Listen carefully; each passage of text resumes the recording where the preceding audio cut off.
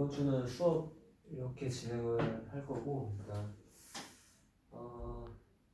그 테스트 문제지는 선생님이 올려놓을 테니까 그거 체크해서 일단 다 풀어주고, 다 풀고 나가지고 이거 강의 들으면 될 것 같아. 일단 우리가 지난주에 수권 나갔으니까 그 수권 관련해서 문제 쭉 내봤는데, 글쎄 뭐 수권 파트가 사실 뭐 외울 거는 많이 없거든. 그때 수업했듯이. 그래서 이거 뭐 일단 쭉 풀어주면 될 것 같고, 한번 다 풀었다는 다 풀었다고 믿고 한번 진행해 보겠습니다.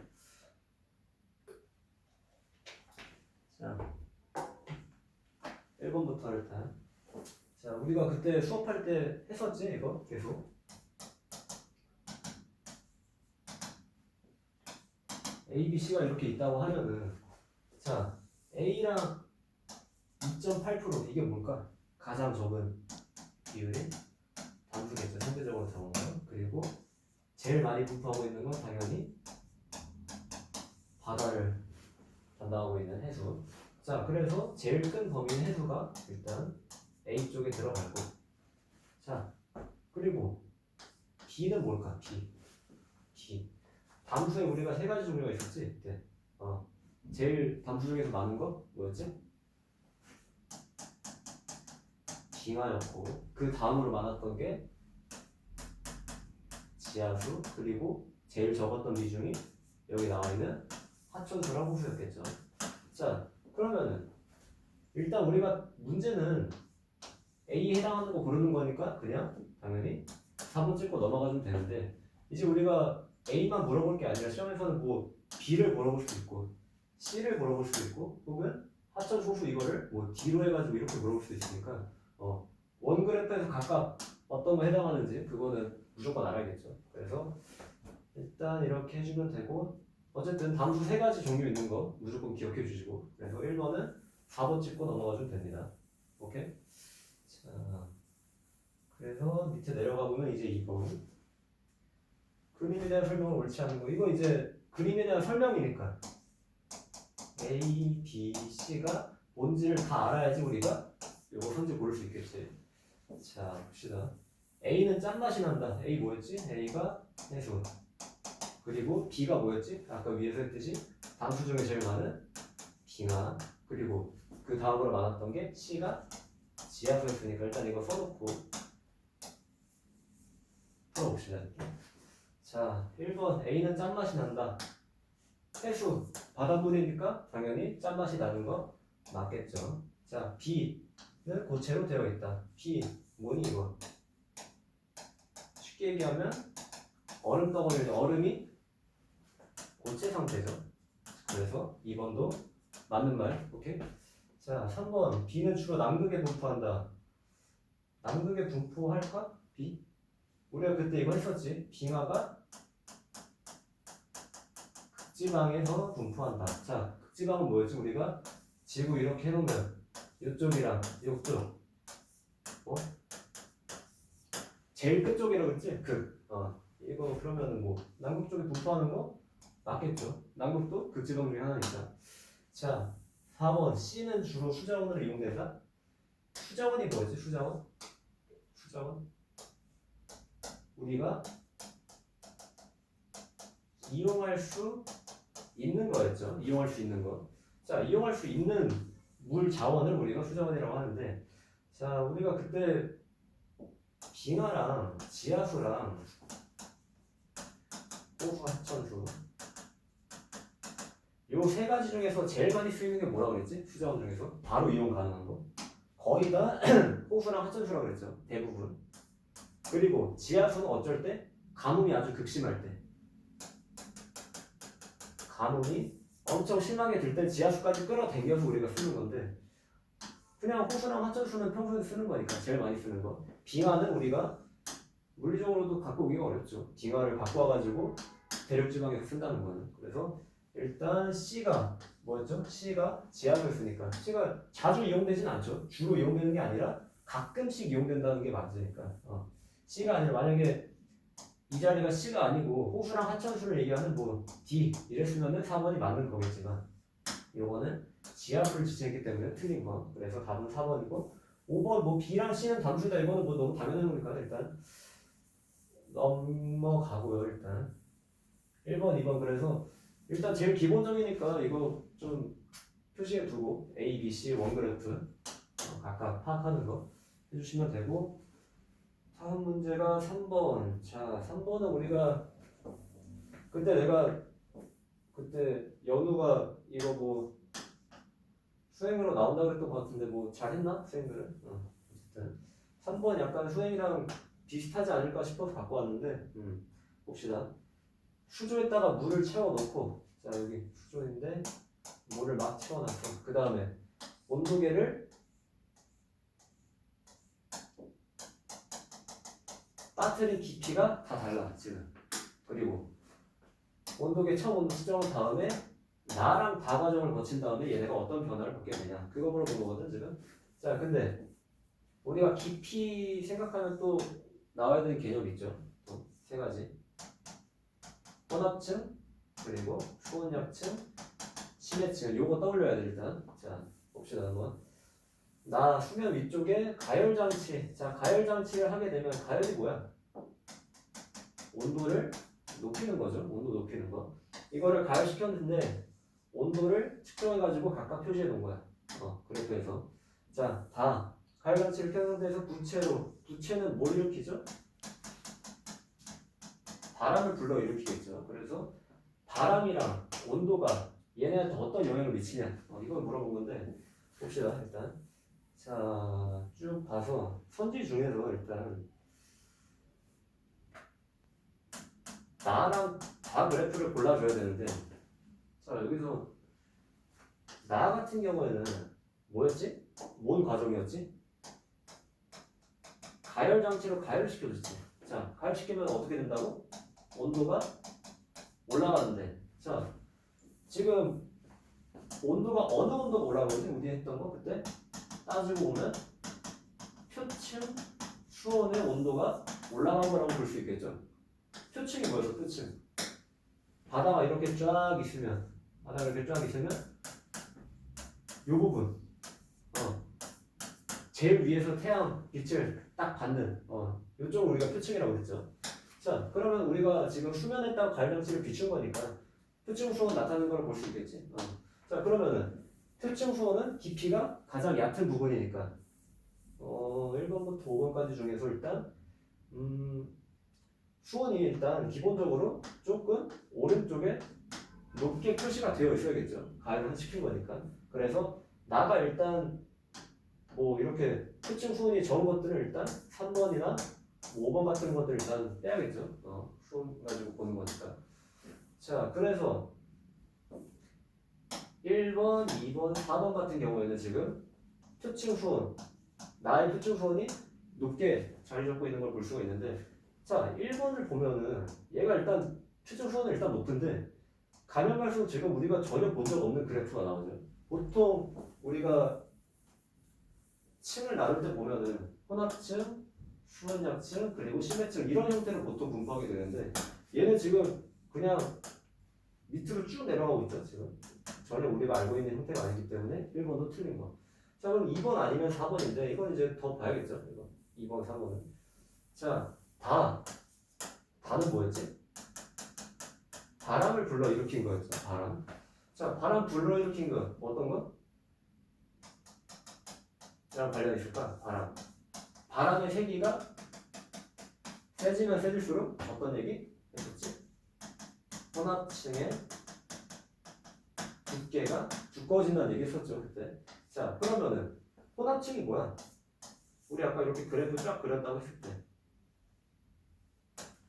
요 부분, 제일 위쪽 부분을 우리가 혼합층이라고 했는데, 이게 두꺼우면 두꺼울수록 바람의 세기가 세다는 얘기죠. 그러면 자 바람을 충분히 우리가 부채로 해줬으니까 답은 몇 번? 다 그래프를 딱 봤을 때 다가 지금 실선이죠. 실선. 근데 자세히 보면은 4번에서는 혼합층이 이렇게 뚜렷하게 나타나는 반면에 2번에서는 혼합층 없이 그냥 이런 그래프가 나오게 됩니다. 그래서 답은 2번이 아니라 4번이라고 골라주면 됩니다. 그래서 요거는 문제 포인트가 뭐냐? 나 그래프는 표층 수원이랑 관련이 있고 다 그래프는 바람의 세기와 영향이 있다. 이거만 알면 풀 수 있는 문제였죠. 나머지 것들은 뭐 너무 차이가 크기 때문에 여기에서 전부 뽑아내가지고 풀어주면 됩니다. 오케이? 자, 그래서 이거는 수행평가에 내셨다는 거는 집필에도 충분히 내실 가능성이 크다는 거니까 이것도 좀 기억을 해두시고. 그래서 3번까지 일단 3번까지 했고 다음 페이지 4번. 자, 4번을 보면은 4번 F의 염분이 이전과 비교해 높아질 수 있는 지역을 모두 고르면 자, 염분이 어떻게 돼? 높아졌대요. 자, 염분 높아졌는데 염분 높아지려면 우리가 얘기했던 거 뭐 있지? 염분이 높아진다. 기억나니 이거? 염분이 높아지려면 염분의 뜻이 뭐야? 결국에 짠 성질을 가지고 있는 물이 많아졌다는 얘기죠. 자, 그러면은 1번 바닷물이 얼었대. 바닷물 얼은 거 우리 다른 말로 뭐라 했었지 그때? 우리? 자, 결빙이라고 했었죠. 결빙. 결빙하는 지역의 해수. 우리 그때 결빙하면은 어떻게 되는 거지? 얼음이 생긴다는 거는 염분을 높이는데 기여한다고 그랬어. 자, 반대로 결빙의 반대말이 해닝은 물이 녹아내린 거니까 이때는 물이 더 첨가돼서 염분이 낮아진다고 했었죠. 그래서 1번 같은 경우에는 지금 염분 높아지는 거 고르라고 했으니까 1번 일단 하나 골라주면 되고 일단 다음에 2번 장마철에 접어드는 지역의 해수. 장마철이 뭐지? 장마철? 장마는 비가 내리는 거죠. 비가 내리는 거면 자연스럽게 강수량이 높아지는 건데 자, 물이 계속 지금 추가가 되는 거야. 강수량. 그러면은 염분은 자연스럽게 낮아지겠죠. 그래서 2번 같은 경우에도 염분이 낮아지는 거기 때문에 2번은 틀린 거. 일단 1번 골라주고. 자, 강물이 흘러들어오는 거. 이것도 역시 강물이 유입되는 거니까 물 추가되는 거니까 X. 4번 비황의 속도가 흘러들어오는. 자, 이게 우리가 아까 얘기했던 결빙의 반대말인 해빙이었죠. 4번이. 그래서 4번도 일단 틀린 거. 자, 5번 햇빛이 강해지고 햇빛 내리쬐고 증발량이 증가한대. 자, 햇빛이 강해진다는 얘기 뭐야? 우리가 증발량이 비 내리는 강수량에 비해 압도적으로 높아지는 시기겠죠. 그래서 우리가 증발량 마이너스 강수량이 높으면 높을수록 어떻게 되는 거지? 염분이 높아진다고 그랬으니까 답은 몇 번? 1번이랑 5번 끝에 거 골라주면 되겠지. 오케이? 나머지 거 2번, 3번, 4번은 다 물을 더 많이 탄 거야. 쉽게 얘기하면 우리가 소금물에다가도 물을 계속 추가하면 얘가 싱거워지잖아. 그래서 그거랑 같은 원리라고 보면 되니까 2번, 3번, 4번은 틀린 거. 오케이? 자, 그래서 이것도 뭐 간단한 거니까 일단 봐주면 되고 문제들 최대한 좀 약간 기본적인 거 원리 위주로 좀 넣었으니까 시험 문제는 꼭 풀어보세요 이거. 자, 5번, 6번. 자, 5번은 일단 이거는 너무 계산이 지저분해가지고 5번은 일단 빼고 푸시고 일단. 자, 6번이 좀 중요하죠. 6번. 해수 염분이 얼마니까? 자, 염분 어떻게 구했지 우리가? 염분. 해수 1kg 안에 있는 염류들의 그람수를 다 더한 게 우리가 염분이라고 표시했었죠. 그래서 우리가 전 세계 평균 염분이 35ps 정도였고 우리나라는 이거보다 조금 더 낮은 33, 이 정도였죠. 이거는 기억하면 편하긴 한데 이거는 그래도 알아두면 좋으니까. 어쨌든 자, 그래서 우리가 1kg 안에 있는 그람수를 다 따져줘야 되는데 비해수를 구하래. 비해수. 자, 얘네 근데 이미 지금 문제에서 뭐라 그랬어요 지금? 채취한 해수 1kg라고 지금 줬지? 지금 1kg. 그럼 우리는 그냥 얘네가 그냥 이 정도 그램씩 다 섞여 있구나라고 파악하면 돼. 그냥. 그러면은 염화나트륨 이만큼 들어있고 나머지 이만큼 들어있고 황산나머지 이만큼 들어있고 기타가 이만큼 자, 이거 다 더해주면 얼마입니까? 이거 다 더해주면 얼마지? 5, 2.063 18 시간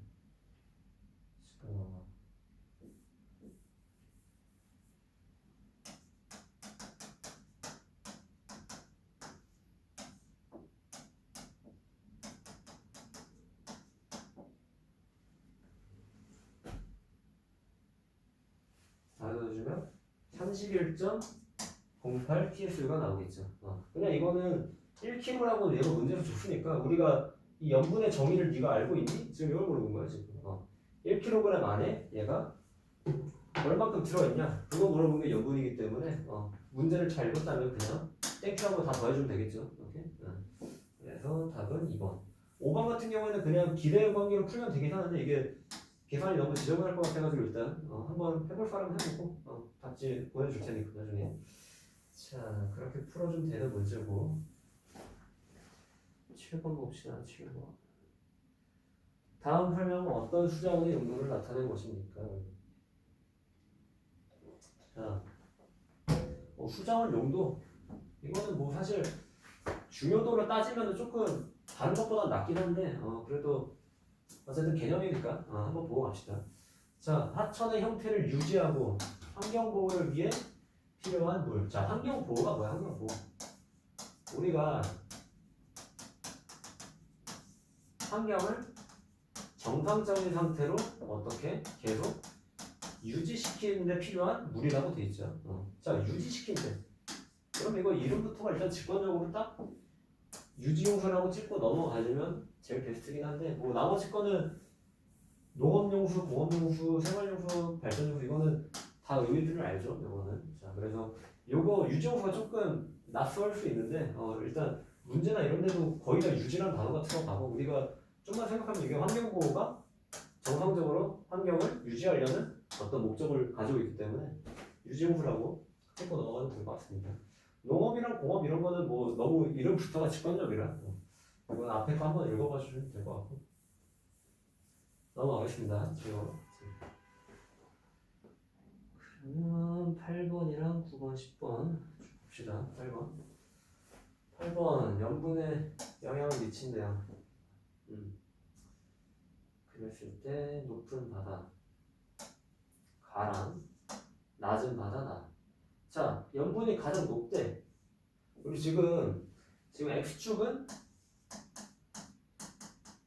물이 얼만큼 추가가 됐는지 지금 그거 물어보는 거. 강수량이랑 물의 유입.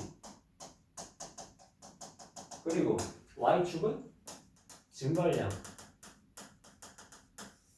자, 증발량이랑 강수량을 따졌을 때 우리가 보통 증발량이 크다고 하면은 우리가 염분이 높다고 그러죠. 그리고 강수량은 어떻게? 강수량이 적으면 적을수록 염분이 높아진다고 하니까 우리가 지금 가는 뭐 골라야 되니? 염분이 가장 높은 바다. 강수량이 낮고 증발량이 많은 곳을 찾으면 되겠죠. 그러면은 Y축이 증발량이니까 제일 높은 거 A. A가 지금 X축 따졌을 때 쭉 내려왔을 때 강수량도 지금 제일 작죠.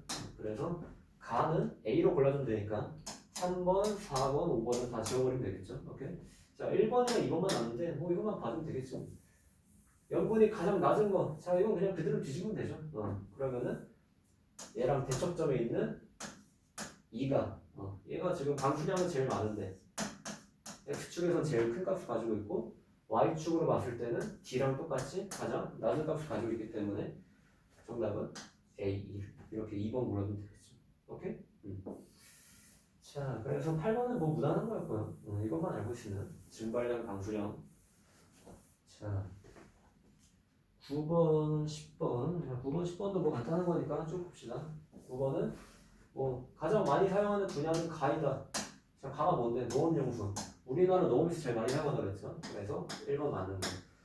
가는 농작물도 당연히 맞고요. 이거는 농업용수 이거 그때 설명했었지. 농업용수. 자, 나는 공장에서 물건 만드는데 자, 공업이 공장에서 일하는 거랑 관련이 있기 때문에 자 이것도 맞는 말. 다 먹거나 씻는데 주로 이용한다. 생활용수 우리가 씻을 때 쓰는 아니면 씻거나 뭐 마시거나 이럴 때 쓰는 게 다 생활용수에 포함되기 때문에 4번은 당연히 맞는 말. 자 그럼 당연히 답이 5번이겠지만 봅시다. 5번 그래도 다의 사용량은 점점 감소하고 있다. 사용량은 뭐야? 우리가 얼마큼 썼는지 얘기하는 거죠. 사람들이 얼마큼 썼는지. 자 근데 요새 얘기 나오고 있는 게 뭐야? 물 부족 왜 이런 거야? 물 양 정해져 있는데 사람들이 끝없이 쓰니까 사용량이 점점 감소하는 게 아니라 증가하고 있으니까 이런 문제가 나타나는 거겠죠. 그래서 당연히 틀린 거 5번 찍고 넘어가주면 됩니다. 오케이? 자 그러면 되고요. 10번 자 이건 빠르게 지구계의 물이 분포하는 영역 수권 맞고 빙하는 고체인물 수권 아니다. 말도 안 되는 얘기죠. 수권에서 가장 많은 것은 해수이다. 맞는 말. 해수랑 담수가 있는데 해수가 97% 정도로 97% 정도 압도적이었죠. 자 담수 중에 가장 많은 건 지하수가 아니라 뭐 빙하였죠. 그래서 OX, OX하고 넘어가면 됩니다. 오케이? 자 다음 페이지 11번 해역 A에서 자 이것도 연분과 하는 문제. 해역 A 자 문제 일단 봐야겠죠. 1kg라고 또 줬네 얘도. 그러면은 그냥 어떻게 하면 될까? 해역 A를 이거 싹 다 더란 얘기예요. 자 이거 그냥 그램만 안 붙여놨지 다 그냥 이 정도 그램씩 다 들어있다는 얘기야 지금. 오케이? 자 그러면 이거 다 더해주면 얼마니? 자 그러면은 얼마니? 31 자 35 PSU죠. 그래서 3번 찍고 넘어가주면 되고 이거는 이제 니네가 문제를 풀었기 때문에 1kg라는 말이 나와 있으면 그냥 싹 다 더해주면 된다. 이 정도만 알고 있으면 될 것 같고. 자 밑에 거 12번 A는 해수이다. 맞죠? 97% 대부분이 해수였으니까 맞고 B는 주로 고위도나 고산지대. 자 B가 뭔데? B는 빙하죠. 왜냐면 B, C, D가 다 묶어가지고 얘네들이 담수인데 이 중에서 제일 높은 거 빙하. 그 다음에가 어떤 거? 지하수. 그 다음에가 호수랑 하천수. 오케이? 자 그래서 이 순서대로니까 고위도나 고산지대. 우리 고산지대 뭐 에베레스트 생각하면 되죠.富士山이나 이런데 빙하 덩어리 있는 거 볼 수 있으니까 2번도 맞는 거. 수정으로 주로 사용되는 거 물, C. 자 지하수 주로 사용된다 그랬나? 아니었죠. 주로 사용되는 건 C가 아니라 D. 그래서 답은 3번. 자 D의 대부분은 지표에 있는 거 호수 하천수니까 맞고 B랑 D 대부분 소금이 없는 담수이다. 맞는 얘기죠. 다 묶어서 담수니까. 오케이? 자 그래서 답 3번 찍고 넘어가시면 된다. 자 그러면은 12번 됐고 13번 물의 순환. 자 물의 순환은 그때 내가 중요하게 다루진 않았는데 그래도 한번 이걸로 개념 봐주면 될 것 같아서 넣었는데 물의 순환 과정에서 날씨 변한다. 우리가 날씨 비 오고 비가 안 오고 이런 거 다 물이랑 관련이 있죠. 자 2번 물을 순환하는 동안 주변의 지형 변화시킨다. 맞죠? 물이 고여있는 흔적 아니면 물이 만약에 가뭄이면 그림 그리기가 좀 애매하네. 어쨌든 자 만약에 가뭄이 들었다 하면 막 땅바닥 갈라지는 거 봤죠? 그게 다 지형을 변화시키는 거니까 2번도 맞는 얘기. 자 지표에서 대기 중 이동한 물은 다시 집으로 들어간다. 비 내리는 거 생각하면 되고. 자 물의 순을 일으키는 주제는 태양 복사 에너지다. 맞습니다. 태양 복사 에너지는 따로 그냥 별표처럼 얘는 그냥 거의 모든 그냥 지구 시스템에 있어서 제일 중요한 애가 그냥 태양이니까 태양 나오면 엔간하면 다 맞다고 그냥 표시하면 됩니다. 오케이? 자 물의 순환이 반복될수록 지구상의 물의 양은 점점 감소한다. 거기 밑에다가 물의 총량은 변하지 않는다라고 써도 돼요. 물이 계속 돌기 때문에 왜 순환이야?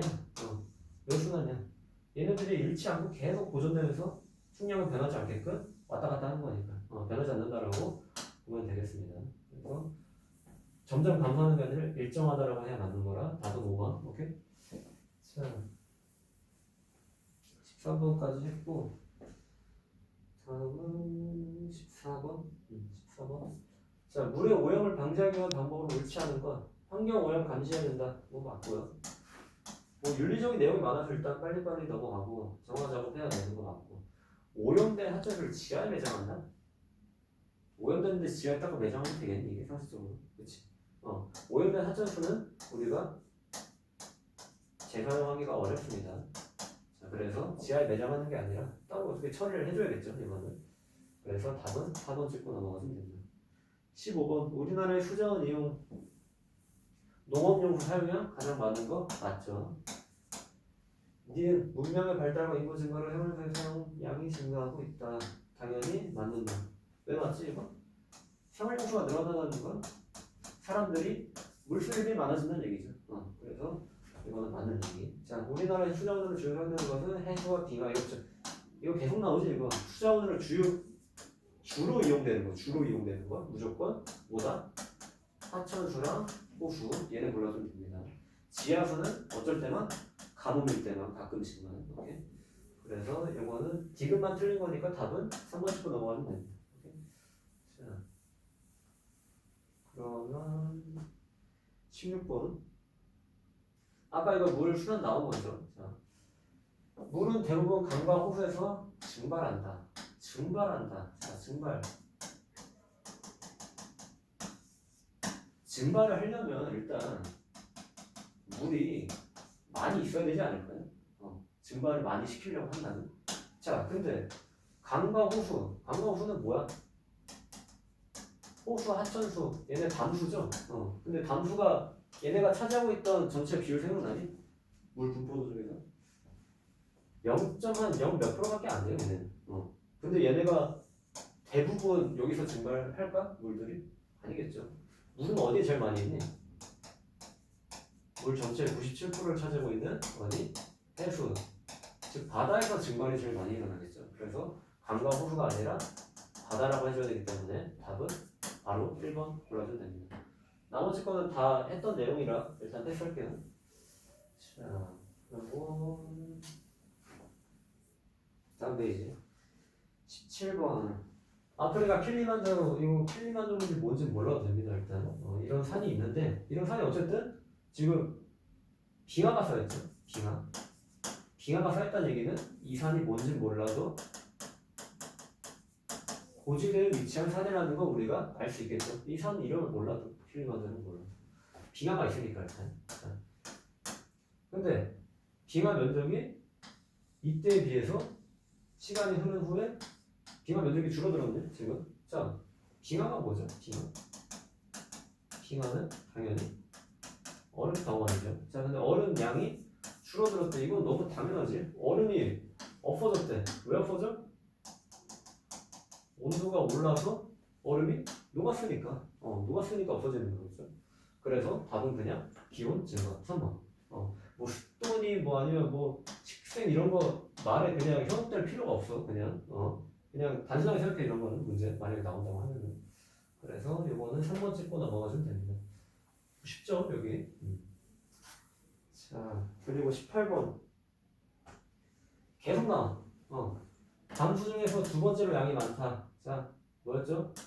빙하, 지하수, 호수, 하천수. 그러면 딱 봐도 그냥 지하수네요. 첫 번째 것만 봐도. 자, 빗물이 지속적으로 채워진다. 지하에 있는 물이니까 땅 속으로 계속 스며들겠죠. 빗물이. 그래서 맞는 얘기고. 가뭄이 있을 때 수자원 계속 얘기했던 거니까. 네. 자, 다음 문제 19번. 이것도 빠르게. 해변 지수로 부는 바람. 우리가 아까 3번 문제에서 얘기했었죠. 바람이 계속 부니까 우리가 혼합층도 생기고 해류도 형성이 되고. 해류가 뭐지? 해류 저번 시간에 막판에 있었는데 이 유자가 흐를 유자이죠. 바다가 흐른다는 얘기야. 바다가 흐르는 게 왜 그래? 바람 때문이니까. 맞는 말. 자, 난류, 저희도, 보이도. 우리가 저희도, 보이도 이거. 자, 이렇게 했을 때 우리가 이 딱 중간 지점을 우리가 뭐라고 했죠? 적도이자 위도 0도인 지점. 자, 위도는 0도부터 90도까지밖에 없는데, 자, 0도가 상대적으로 굉장히 낮은 거니까 이쪽을 우리가 저위도라고 할 수 있는 거고, 이쪽을 중위도, 이쪽은 90도 쪽을 고위도라고 할 수 있는 거죠. 자, 그러면은 난류가 저기도서 고위도로 흐르는 거 맞을까? 여기가 제일 덥죠? 우리가 지구에서 봤을 때 적도가 기온도 높고 또 뭐도 많아? 열대우림 지역 강수량도 제일 많아서 강수량도 제일 많으니까 자 그래서 저위도에서 고위도 쪽으로 가는 거 맞겠죠. 그리고 염분이 높은 거 그 옆에다가 한번 써놓을래? 옆에다가 시험지 옆에다가 자 염분은 조금 여기서 또 다르게 나타나는데 난류, 한류 해가지고 난류가 상대적으로 높고 한류가 낮다고 볼 수 있습니다. 그래서 이거는 동그라미 치고 넘어가면 되고 오케이? 자 3번 우리나라 남해에는 해류가 거의 흐르지 않는다. 우리나라 남해? 그 위 다음 문제긴 한데 여기 이 그림만 봐도 남해 바다 쪽에 해류가 가지수가 엄청 많죠. 그래서 이건 당연히 틀린 거. X. 자 한류는 영양염류. 자 영양염류 그때 설명했었는데 기억이 안 나는데 영양염류. 우리가 염류는 염류인데 뭐 질소나 규소 이런 애들을 다 묶어가지고 우리가 영양염류라고 합니다. 자 근데 영양염류는 어디에서 많을까? 한류에서가 난류에서보다 압도적으로 많습니다. 오케이? 이거 좀 생각해도 되니까 한류는 영양염류가 적고가 아니라 많고 난류가 적다고 해줘야 되는 거기 때문에 4번 틀린 거. 자 5번 난류가 흐르는 해안은 같은 위도의 다른 지역보다 기온이 높다. 보면은 난류가 흐르는 해안 뭐 난류가 한 요 정도에서 흐른다고 생각해 봅시다. 여기 A 지역에 흐르는데 얘랑 위도가 쭉 같은 이쪽 B 지역에서는 한류가 흐른다고 생각을 해보는 거야. 자 한류랑 난류 얘네들이 같은 위도의 다른 공간에서도 각각 흐를 수 있단 말이야. 그래서 한류는 기온 자체가 기온이란다. 수온 자체가 낮은 애들. 난류는 수온 자체가 높은 애들이니까 같은 위도의 다른 지역보다 기온이 높겠죠. 수온 자체가 높으니까. 오케이. 자, 그래서 같은 위도에서도 얘네가 난류가 흐르는지 한류가 흐르는지 따라가지고 기온이 달라질 수 있다. 오케이. 그래서 이런 순서대로 해주면 됩니다. X는. 자, 그 위도 관련해가지고 좀 헷갈리지 않았으면 좋겠네. 저위도, 고위도 이런 거 계속했었지 우리 그때 지난주에도 하고. 그래서 그런 부분 좀 해주면 될 것 같고. 자, 20번, 21번 오케이 봅시다. 20번, 21번.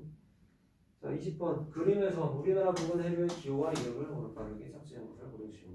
자, 우리 그때 이거 막판에 썼는데 기억나니 이거? 자, 제일 큰 이쪽에서 올라오는 제일 큰 얘가 봐도 두께가 지금 제일 크죠? 얘가 제일 크다고 지금 표시하는 거야 해류 중에서. 자, 이는 뭘까?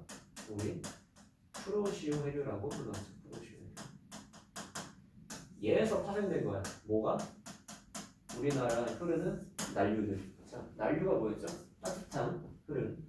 자, 황해바다 쪽으로 흐르는 거니까 A는 뭘까? 그대로 이름 따가지고 황해 난류라고 표시해주면 되겠죠. 자, 그리고 C는 뭘까? C 기억나니 이거?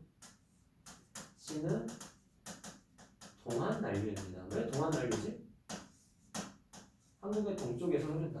동해바다에서 흐르기 때문에 동안 난류라고 해주고 뭐가? C가. 자, B랑 D 기억나니? D는 저쪽 러시아 쪽에서 흘러내려오는 연해주 한류 이게 D. 그리고 B는 어떤 거? 북한 쪽을 지나니까 그냥 단순하게 북한 한류라고 해도 되겠죠. 그럼 다 알았네 이제. 요게 다야 그냥. 요게 다인데. 자, 옳게 짝지은 거 어떤 거지? 바로 그냥 1번이죠. A는 황해 난류니까. 그래서 이거 걸어주면 되고. 얘는 다 틀렸으니까 한번 확인해 보시고. 자, 그림의 가에 위치한 내용 설명을 옳지 않은 거. 자, 가가 뭔데? 가가 뭐였지 얘들아? 가 기억나니? 가 이름? 그때 내가 강조하긴 했는데 조경수역이라는 곳입니다. 조경수역 뜻은 난류랑 한류가 만나는 지역. 자, 그러면은 C 뭐였지? 동안 난류가 흘러 올라가고 한류인 북한 한류가 흘러내려와서 얘네 둘이 만난 지역이 조호지역이라고 했어요. 옳지 않은 거. 북한 한류, 동안 한류 방금 얘기했죠? 맞는 거. 겨울에는 북쪽으로 이동할 것이다. 자, 북쪽이면은 위쪽에서 내려오는 차가운 한류 영향이 더 셀까 아니면 위쪽에서 올라오는 따뜻한 난류 영향이 더 셀까? 당연히 위쪽에서 내려오는 겨울이니까 한류 영향이 더 셀 테니까 북쪽이 아닌 남쪽으로 이동하겠지. 남쪽으로. 얘가 밀고 내려오는 거니까. 원래 조경수역이 여기 있었는데 바가 여기 있었는데 얘가 더 세게 밀고 들어오니까 얘가 점점 겨울에는 밑으로 내려오게 되는 거니까 이쪽 방향은 남쪽 방향이죠. 그래서 이번에 틀린 거라서 답은 이거 보면 됩니다. 지구온난화 영향 받고 조경수 좋은 어장이 뭐였지 우리가? 그때 뭐 어장 얘기했다가 뭐 터졌던 것 같은데 둘 다. 어장 얘기하면은 어장은 일단 기본적으로 우리가 양식이나 뭐 아니면 물고기가 자라는 곳이라고 생각하면 되겠죠. 그래서 어장이 형성되는 거 맞고 한류성 어종, 난류성 어종 왜냐하면 한류, 난류가 다 섞이니까 얘네들이 골고루 섞이겠죠. 그래서 5번도 맞는 얘기. 자, 2번 찍고 넘어가면 됩니다. 그래서 됐고 다음 페이지 마지막 페이지죠. 22번 이것도 낙판했는데 이거 뭐 기억나나? 갯벌을 생각하면 되겠죠. 갯벌. 자, 갯벌에는 쭉 들어오는 거 물이 가득 차는 게 밀물 그리고 쭉 빠져나가는 게 썰물. 자, 밀물대를 우리가 가득 찬다 그래서 만조라고 그러고 썰물대를 간조라고 그랬죠. 기억나지 이거? 자, 그럼 봅시다. 6시경 6시 어디지? 여기 있네. 여기 사이를 보면 되겠네. 이때 생각보다 높은데? 뭐가? 해수면 높이가. 그러면은 쫙 밀고 들어왔으니까 해수면 높이가 높아졌겠죠. 그러면은 이때 밀물이다. 맞죠? 기억. 자, 18시 경에는 만조가 나타난다. 18시 어디니? 여기. 자, 여기도 높네. A 이쪽도. 그러면은 이때 밀물 들어오니까 물이 가득 찬 만조가 낮겠죠. 이름도 맞는 거. 자, D가 하루 동안 만조와 간조 각각 1회씩 나타난다. 자, 이때부터 이때까지가 하루죠? 하루인데 만조, 간조, 만조, 간조 몇 번 나타나니?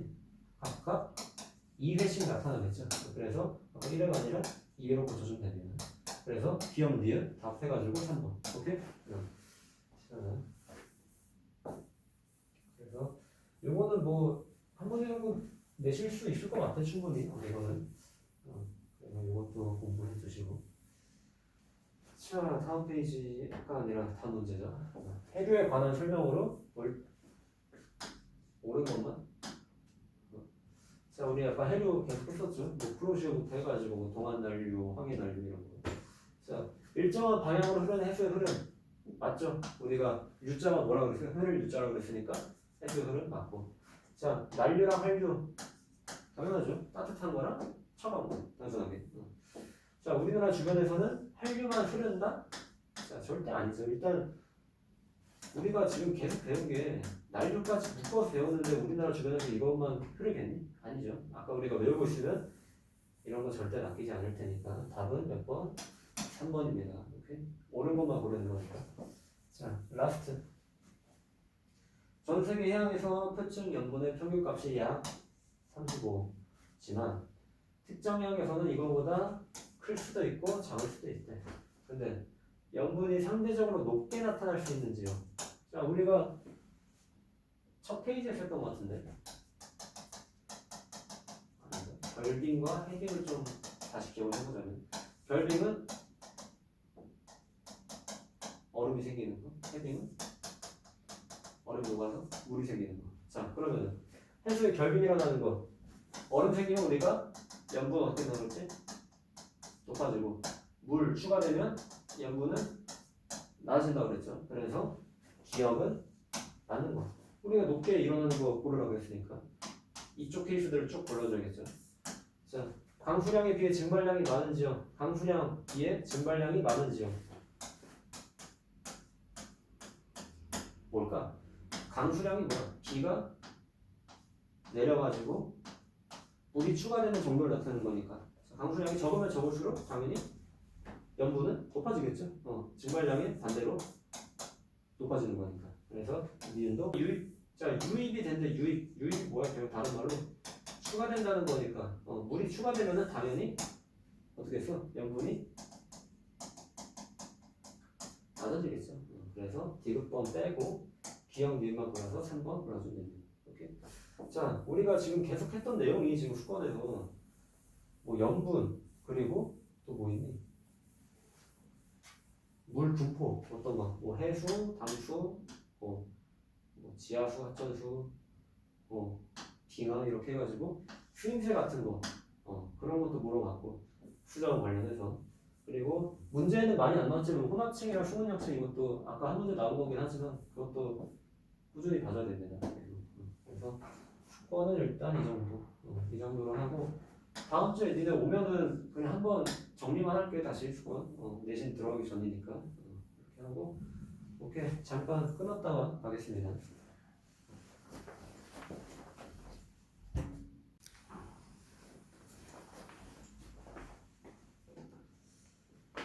자 우리가 일단 시험 범위가 어떻게 될지 모르겠는데 일단 얘가 혼합물 분리를 시험 안 봤다고 그랬죠. 이거랑 우리 했던 수권 7단원 플러스 비열이랑 열팽창 8단원인데 요거를 과연 다 내실지 이거는 잘 모르겠는데 일단 혼합물 분리는 다음 시간에 이제 다시 가볍게 보면 될 것 같고 일단 수권은 지금 다시 수권 받고 그리고 비열 같은 경우는 우리가 그때 조금 2학기 초반에 그때 수업 잠깐 했었는데 기억 안 나죠 이거?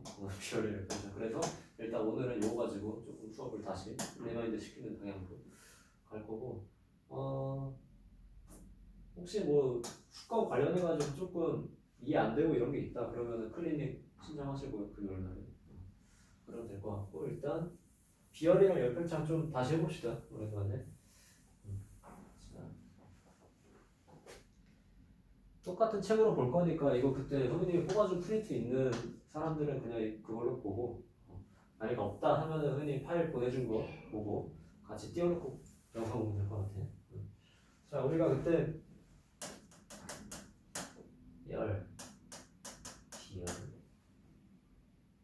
비열이랑 열팽창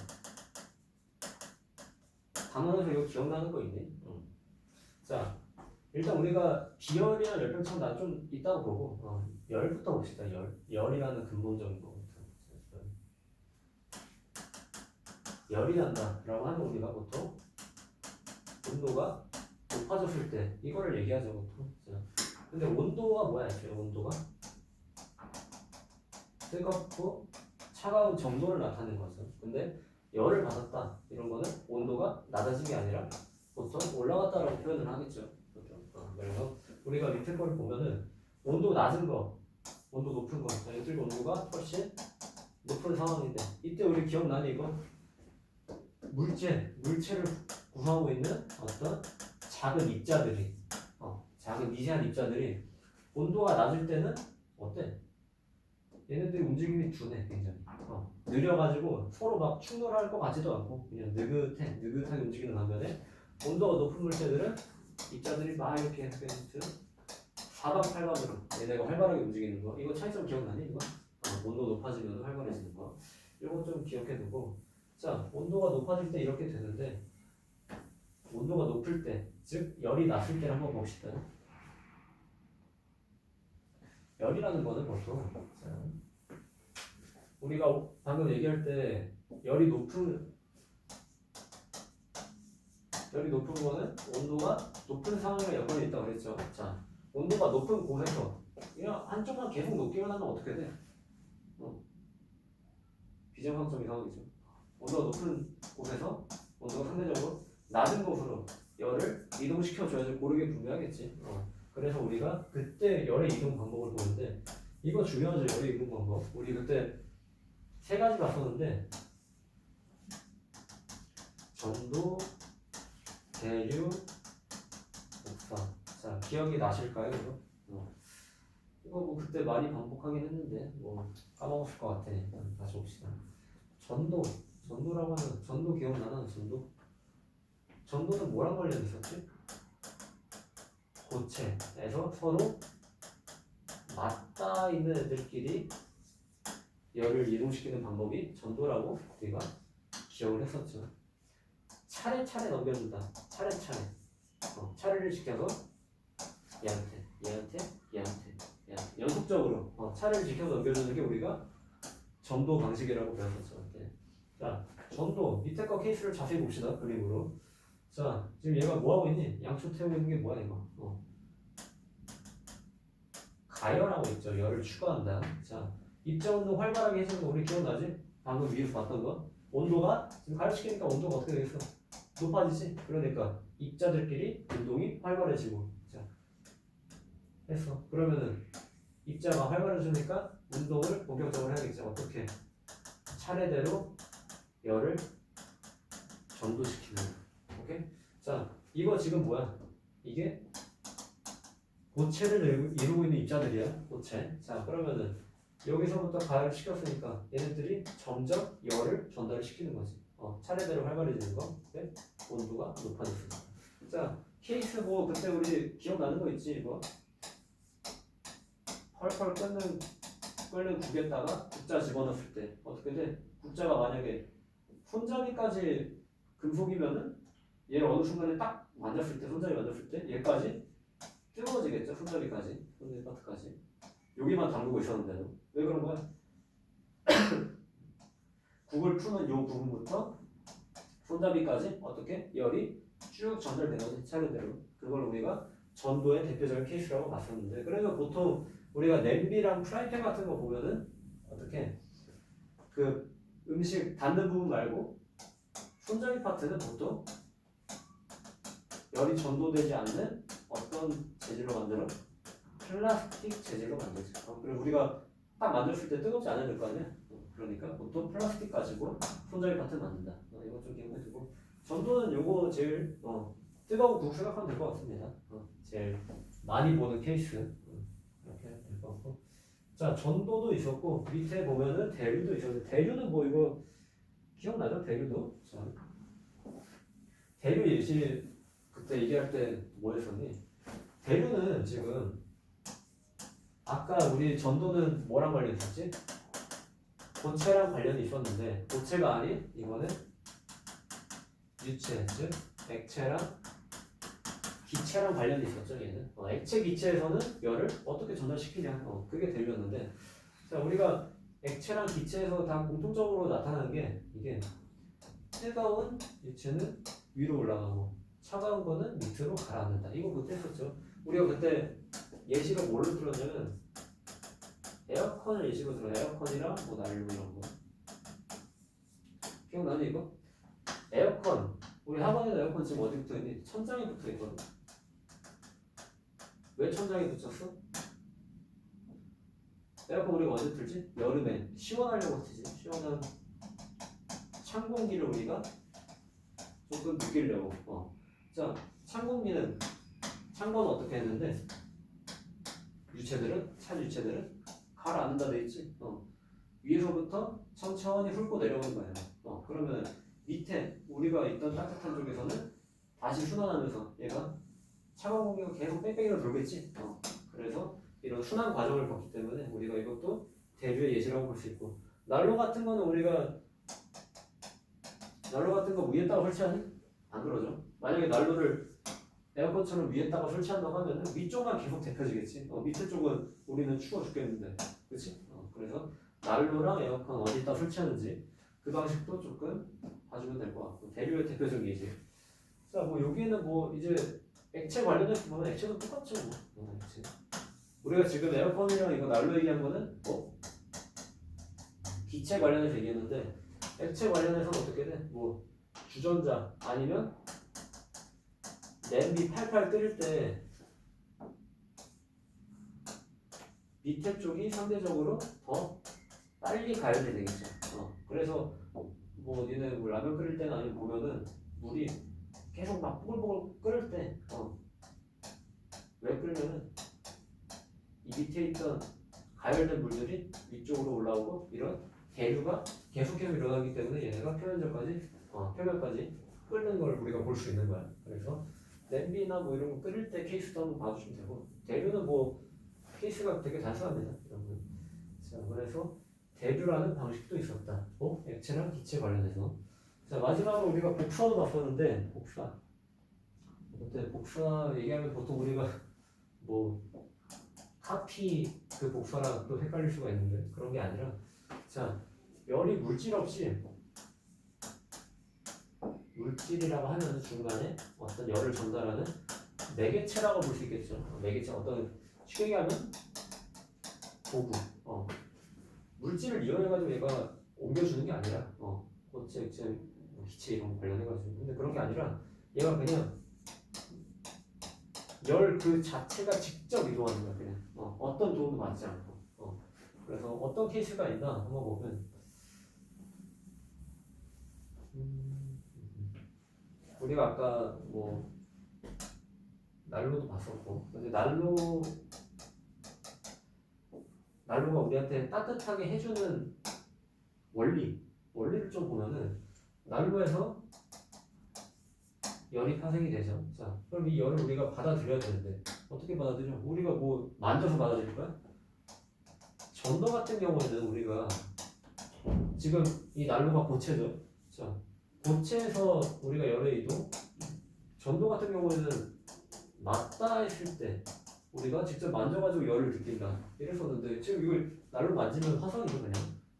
그래서 요 난로 같은 케이스에서는 어떻게? 우리가 그냥 가까이만 가도 열이 그냥 알아서 오는 거야 우리한테. 우리가 굳이 난로를 만질 필요가 없이. 오케이? 그래서 이런 케이스. 복사는 열고 직접적인 접촉이 없어도 우리가 열을 느낄 수가 있는 방법. 오케이? 그래서 복사 방식이 있는데 뭐 이렇게 쫙 있고, 우리 그때 그 아까 시험 문제 풀다가 수권 파트에서 물 순환하는 거 우리 했었죠. 물 순환. 이때 주요한 근원이 뭐였지? 에너지가 태양 복사 에너지가 있었죠. 태양 복사 에너지. 이거 태양 복사 에너지, 이 복사가 뭘까? 여기 나오는 복사입니다. 오케이? 태양이 우리가 태양 이렇게 하고 지구가 여기 이렇게 있는데, 자, 태양이랑 지구랑 지금 맞닿아 있니? 아니죠. 태양에서 열을 다 뿜어내고 있는데 이 뿜어낸 열들이 그냥 지구한테까지 지가 알아서 온 거야. 이걸 우리가 태양 복사라고 하는 거고, 이렇게 열이 전달돼가지고 우리한테 열 에너지를 준 게 태양 복사 에너지. 오케이? 그래서 태양 복사 에너지도 굉장히 큰 예시니까 두 번째 거랑 적외선 카메라는 크게 중요하지 않고 첫 번째, 두 번째 정도에 넓히시면 될 것 같습니다. 그래서 태양 복사 에너지, 그리고 난로에서 우리가 열 전달하는 방식 생각하면은 복사의 방식도 빨리 이해할 수가 있다. 오케이? 그래서 이렇게 가면 됩니다.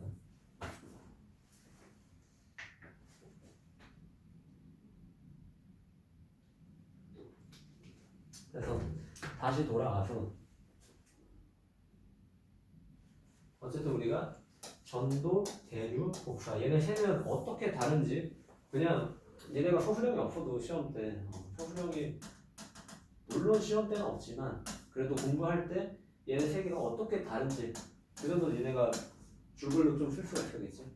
각각의 어떤 특징 같은 거, 그런 것들은 그냥 뭐 키워드로만 생각하지 말고 그냥 요거를 그냥 토대로 외워. 정의 같은 거. 오케이? 그래야 뭐 고체, 액체, 기체 뭐 이런 것도 헷갈리지 않고 직접인지 아니면 직접 전달하지 않는지 이런 것도 자 그거 좀 기억을 해두시고, 좀 요거 뭐 그때 봤던 거 기억이 나는데 요것도 한번 그림 다시 봐주시고 예시니까. 자, 그래서 오케이. 뭐 아까 뭐 그 얘기했었죠. 냄비나 프라이팬 손잡이 같은 거. 이게 뭘로 만든다고 그랬지? 손잡이? 플라스틱으로 만든다고 그랬는데, 플라스틱은 열이 안 통하는 거. 오케이? 그래서 열 안 통하는 거는 여기 있죠. 플라스틱, 나무, 천. 이런 애들은 열이 잘 통하지 않는 반면에 열 잘 전도되는 거 대표적인 건 금속이죠. 철 같은 거 생각하면 되니까. 그래서 요것도 조금 짚어주시고 다른 점. 플라스틱이 잘 전도된다고 그러면 안 됩니다. 선지나 이런 데서 볼 때. 자, 됐고요. 다음 페이지 이거는 뭐 한번 풀어보시고 이거 각자 따로 이거는 다 맞춰보진 않을 거고 각자 풀어보시고 그냥 앞에 거 개념 반복이니까 이 파트는. 자, 그래서 아까 이것도 얘기했던 내용이죠. 에어컨. 에어컨을 딱 설치를 했을 때 어떻게? 차가운 공기가 밑으로 가라앉는 거랑 뜨거운 공기가 위로 상승하는 거랑 이거 뭐 예시였지? 어떤 예시? 대류의 예시였죠. 오케이? 이거 기억나지 이거? 대류. 자, 대류의 대표적인 예시였던 거 좀 기억해 두시고. 자, 단열을 좀 봐야 되는데 단열 한번 봅시다.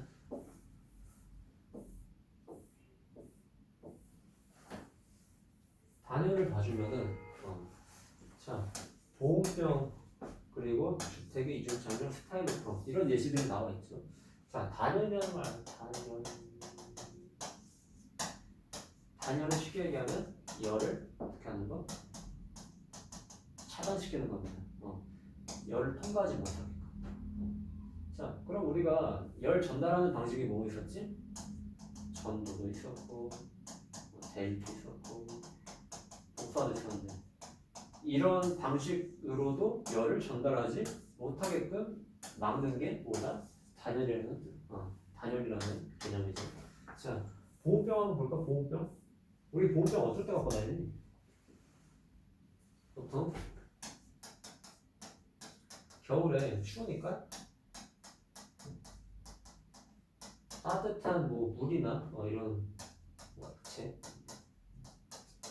이런 거를 가지고 다닐 때 보온병에다가 넣고 다니죠. 물이나 커피 이런 거, 뭐 아니면 차. 자, 이런 애들이 따뜻한 걸 먹으려는 게 우리가 목적이죠. 따뜻하다는 건 뭐지? 온도가 높다는 거죠. 온도 높은 애들을 우리가 마시고 싶은 거야. 근데 이 온도가 낮아가지고 차가워지면 겨울에 그거 쓸모있니? 그게? 필요 없지. 차가운 물을 우리가 원치 않단 말이야. 따뜻한 것만 마시고 싶은데 그러려면 이 온도가 낮아지는 거를 최대한 방지해야겠죠. 온도가 낮아지는 걸 방지한다는 뜻은 열을 머금고 있는 거를 열을 뺏기지 않게끔. 오케이? 그걸 하려는 게 단열의 뜻과 일맥상통하죠. 그래서 다 주면은 이 구조 하나하나를 수업 때 만약에 언급을 하시면은 이런 거 다 외워야 되긴 하지만 일단 자세히 볼게요. 일단 자, 이중 마개 플라스틱이래요. 자, 마개가 뭐니? 마개 쉽게 얘기하면 뭐 뚜껑이라고 보면 되겠죠. 제일 위쪽에 우리가 마시려고 딱 여는 그쪽을 마개라고 하는데 이때 플라스틱. 자, 플라스틱 아까 우리 플라스틱 언제 나왔지? 우리가 국자에다가 담가놨을 때 손잡이까지 열이 전달되지 않도록 막았죠. 얘가 플라스틱이. 이것도 같은 원리. 우리가 전도에 의한 열 이동사는 이동을 차단시킨다. 아까 플라스틱 국자의 손잡이 얘기했었죠. 이거 뭐야? 국자가 어떤 케이스였어? 대류랑 복사랑 전도들이 전도 케이스였죠. 그래서 플라스틱은 뭐 전도를 차단시키는 거. 이렇게 생각해 주면 될 것 같고. 자, 이중벽 사이의 진공 공간. 진공 공간에서는 전도랑 대류 둘 다 막아버립니다. 자, 대류는 왜 나올까? 대류의 뜻은 뭐였지? 액체랑 기체. 여기에서의 열의 이동을 막는 거였죠. 전달시키는 거. 자, 그래서 진공 공간에서 서로 맞닿았을 때 혹은 또 따뜻한 액체가 차갑게 변하지 않게끔 대류를 막는 거기 때문에 그래서 전도랑 대류에 의한 열의 이동을 차단시킨다 보면 될 거. 보온병 내부의 은, 독은 은도금은 뭐죠? 안을 은으로 색칠했다는 얘기입니다. 자, 복사에 의한 열의 이동을 차단시킨대. 얘는 전도나 혹은 대류에 의한 열을 차단시키는 게 아니라 오로지 뭐에 대한 열의 이동을 차단시켜? 복사에 대한 열의 이동을 차단시키는 거야. 복사는 뭐였지 우리가? 어떤 매개체 없이도 열이 그냥 지 알아서 가는 거야. 지 알아서 빠져나가지 못하게끔 애초에 그냥 내부에서부터 그냥 가둬두는 거지. 지금 안에서는 따뜻한 액체가 열을 머금고 있지. 열이 보통 모든 환경에서 그렇지만 온도가 높은 곳에서 낮은 곳으로 관련된 습성이 있기 때문에 열을 빠져나가지 못하게끔 그냥 애초부터 틀어막는 거야. 안에서부터. 오케이? 그래서 얘는 은도금은 복사에 의한 열의 이동을 차단시키는 거야. 전도나 대류가 아니라. 자, 그래서 다시 정리해보면 이중막의 플라스틱 나오면 거의 무조건 전도에 의한 거 차단을 시키는 거고. 자, 진공 공간에서의 열의 이동을 막는다 하면은 전도랑 대류 둘 다. 대류가 액체랑도 관련이 있으니까. 자, 그리고 보호병 내부의 은도금은 얘가 애초부터 그냥 내부에서부터 틀어막는 거죠. 은도금을. 오케이? 이 정도 생각해주면 될 것 같고. 이런 거를 빈칸 뚫어서 내면 제일 좀 헷갈릴 수 있는데, 전도랑 대류인지 아니면 복사인지 이런 거 조금 주의해서 봐주면 될 것 같아요. 옆에 거는 사실 뭐 크게 중요하진 않아서 그냥 읽기만 하고 넘어갈게요. 옆에 거.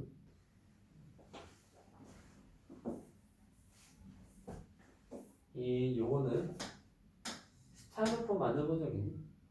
안에 공기가 차 있는데 이 공기로 하여금 전도가 뭐였지? 계속 맞닿아 있어가지고 꼬리에 꼬리를 물고 계속 연속적으로 전달하는 거였지? 고체에서. 자, 그러면 애초에 공기가 중간에 껴있다고 하면은 고체에서 고체끼리 열의 이동이 가능하겠니? 안 돼? 중간에 공기가 차단시켜버리는 거기 때문에 스타일로폼 이거는 전도 열의 이동 차단시키는 거고. 자, 이중창 사이의 공기층도 마찬가지 원리입니다. 오케이? 전도에 의한 열의 이동 차단. 이건 이제 우리가 겨울에 이제 겨울에 열을 뺏기면 안 되죠. 겨울에는 집 안이 따뜻해야 되니까 집 안에 열을 뺏기지 않기 위해서 이런 장치들을 설치해야 됩니다. 요거는 묶어가지고 그냥 전도 이렇게 하나 써주시면. 자, 갑니다. 오케이. 그래서 그 옆에 단열 이용 요거는 별표 쳐놓고 이거를 그냥 한번 쫙 읽어보세요. 쫙 읽어보고 이래서 열이 막아지겠구나. 근데 얘는 또 열이 안 빠져나가네. 이렇게 해가지고 이런 것들을 한번 쭉 읽어보세요. 이런 것들은 사실 시험에 제일 만만하게 낼 수 있는 건 이런 예시이기 때문에 이런 예시도 꼭 좀 기억을 해두시고. 오케이? 자, 됐고요. 그러면 요걸 한번 볼까요? 열평형. 자, 그때 열평형도 우리가 했긴 했는데 다시 봐야겠죠. 열평형도.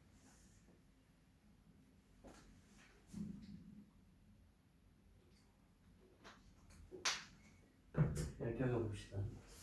자, 평형이 뭘까? 평형 기억나지? 평형? 자, 평형이라고 하면은 우리가 쉽게 얘기하면 같게 만드는 것이라고 생각하면 되겠죠. 평형. 평평하게 각계 수치나 정도 등을. 자, 근데 뭘 평형하게 하는 거야? 지금 여기서 열을 평형하게 하는데 열은 뭐랑 관련있죠? 자연스럽게 우리가 얘기했던 온도, 높은 상황이랑 연관이 있는데, 자, 아까 얘기했듯이 온도가 한쪽이 높다고 하면은 만약에 다 A랑 B 두 물체를 맞닿아 있게끔 했는데 A가 온도가 상대적으로 높다라고 하면은 B한테 온도를 전달하고 싶어 합니다. 쉽게 얘기하면 열을 전달하고 싶어 합니다. 그래서 이때 A의 온도는 위쪽에서 계속 낮아지고 B의 온도는 얘한테 열을 받았으니까 이쪽에서 계속 증가하니까 어느 지점에서는 얘네가 동일해지겠죠. 이때를 우리가 열평형 상태라고 합니다. 갖게 만드는 거, 열, 온도. 갖게 만드는 걸 우리가 열평형이라고 합니다.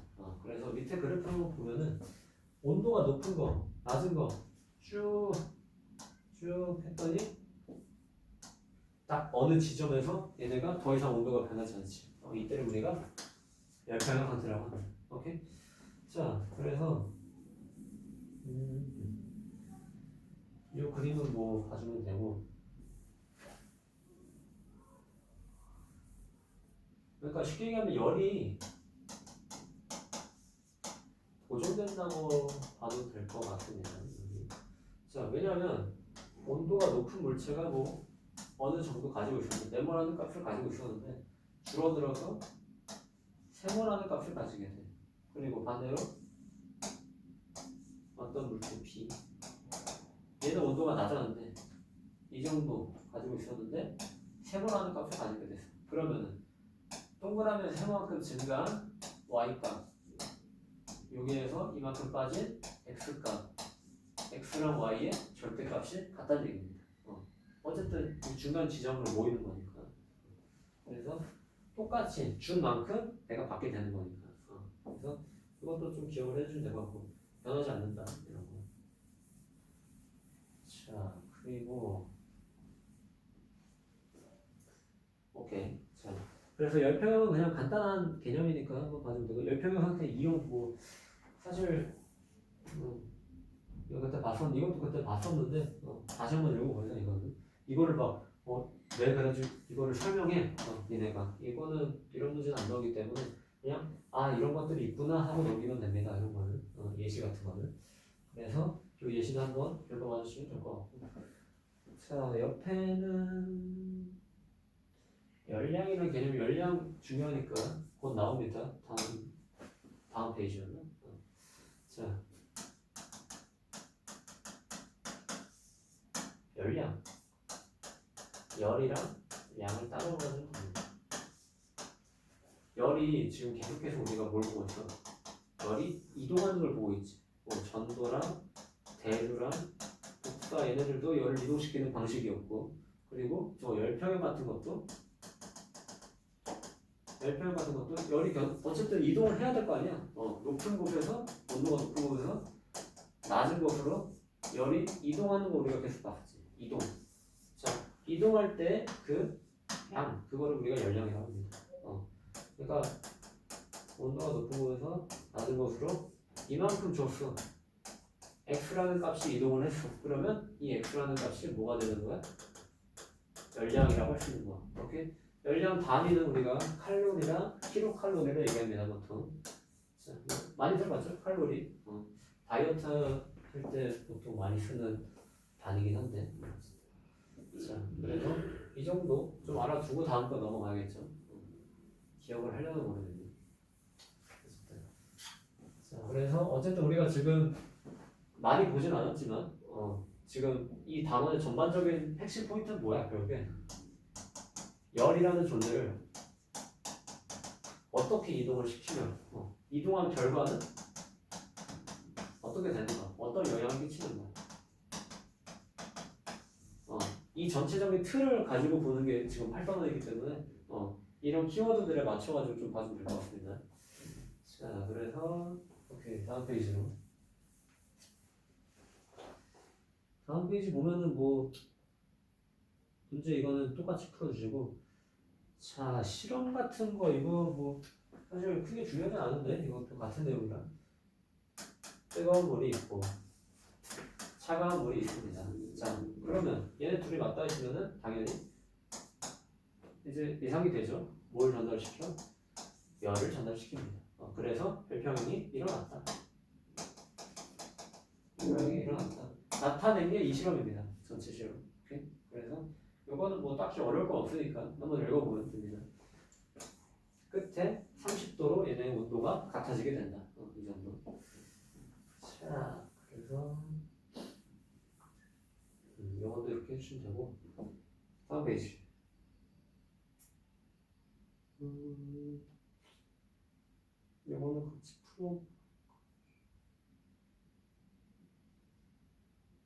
같이 한번 풀어봅시다. 이거는 뭐 실험을 접목하기가 되긴 한데 뭐 사실 그냥 실험이라기보다는 그냥 그 개념을 나타낸 거에 가깝기 때문에 사실 자 일단 바로 유제를 봅시다. 그림과 같이 성형여비를 근본관계의 순동으로 해서 가열을 했다. 이때 옳은 것을 자 지금 보시면은 우리가 지금 전도, 대류, 국사 배운 것 중에서 지금 이 케이스는 뭐랑 관련된 걸까? 밑에 가열을 시키고 있고 얘가 쭉 연결돼 있어. 생각나는 거는 당연히 전도가 생각이 나야겠죠. 이건 전도를 나타내죠. 그러면 자 가열을 시켜놨어. 그러면은 여기부터 가열돼서 쭉 이동을 하겠지. 왜? 여기는 온도가 높은 곳이고 이쪽은 온도가 상대적으로 낮은 곳이니까 열을 전달시키려고 하겠지. 얘가 연결됐으니까.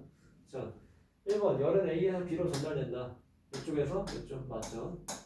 성형계는 A쪽부터 떨어진다. 자 A쪽부터 떨어진다. 자 지금 뭐지? 촌농으로 세웠지. 촌농 기억 아니고 지금 우리가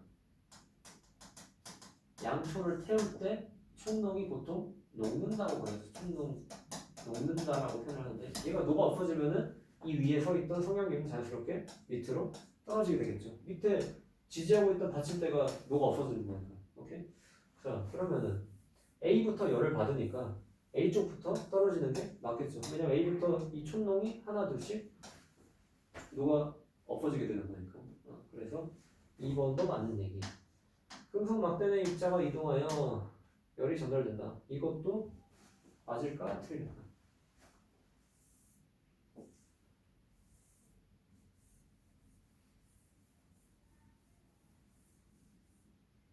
맞을까? 틀릴까? 자, 금속 막대의 입자가 활발하게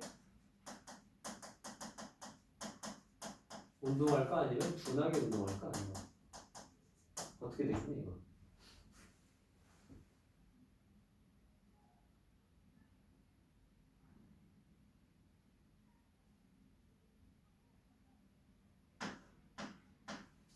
자, 다시 정의를 봅시다. 여기에서 바뀔 수 있기 때문에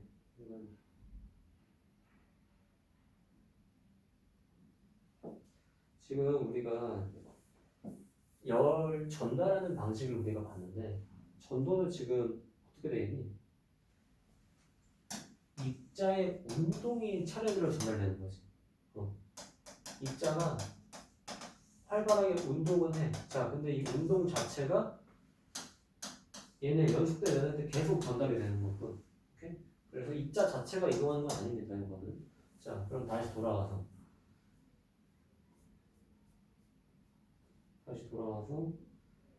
금속 막대는 입자가 이동하여 열이 전달된다? 틀린 말이겠죠. 뭐? 입자의 운동이 전달이 된다라고 표현을 해야지 맞겠죠. 나머지 거 근데 대류랑 복사 같은 애들은 뭐야? 입자 자체가 이동을 하는 거겠죠. 그래서 전도량의 좀 차이점 알아주면 될 것 같고 답은 3번. 자, 그래서 봐주면 되고 밑에 거 대류랑 복사 이거는 여기는 쉬어서 일단 넘어갈게요. 여기는 한번 읽어보시고 질문 있으면 질문하시고 이것도 자 그래서 문제는 좀 넘기고 오늘은 개념을 좀 나갑시다. 일단 자 비열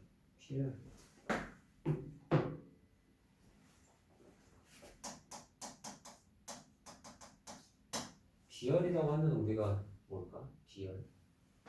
비열의 정의를 먼저 떠올리기 전에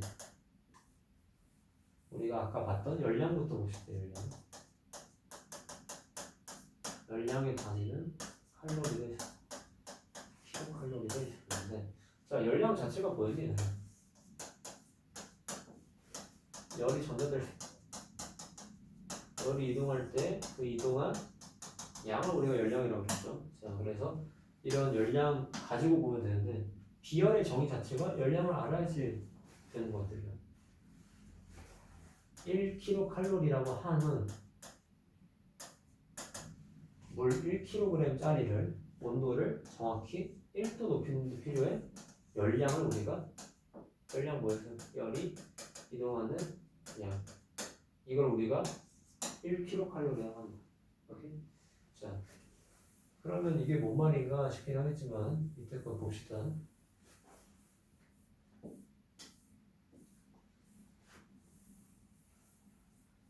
자, 지금 여기 가에서 1kcal가 지금 표시가 돼 있죠. 그게 왜 그런 거야? 물 1kg을 1도만큼 높였기 때문에 이거 자체가 정의야. 1kcal의 정의. 자, 나 같은 경우에는 2kcal를 높이는데 물 1kg이랑 2도가 증가한 이게 필요하고. 자, 그럼 이거 맞겠죠? 왜냐하면 물 1kg 똑같이 있는데 얘는 2도나 올렸기 때문에 얘는 2kcal 열량을 표시해주면 되겠죠. 오케이? 왜냐하면 온도 차이가 2배가 됐으니까. 자, 그리고 다는 어때? 다 2kcal 열량이래. 어떻게 그랬나 봤더니만 얘는 앞선 가랑 나는 다 물 1kg밖에 온도를 높이지 않았는데 얘는 무려 2kg짜리를 가랑 똑같이 1도씩이나 높였어. 2kg짜리. 그러면은 열량도 더 크게 쳐줘야겠죠. 그래서 2kcal, 2kcal 나랑 다 그렇지만 가는 지금 기본 정의죠. 1kcal 기본 정의. 그래서 이렇게 차이점이 발생한다. 그래서 우리가 볼 수 있는 거는 물체 질량 아니면 또 온도 변화 이거에 따라서도 우리가 열량을 결정 지을 수가 있다. 이 얘기입니다. 지금 이 그림에서는. 자, 그래서 밑에 식이 좀 나오는데 보자면 비열 정의가 이제 나옵니다. 비열 정의. 우리가 열량이라고 하는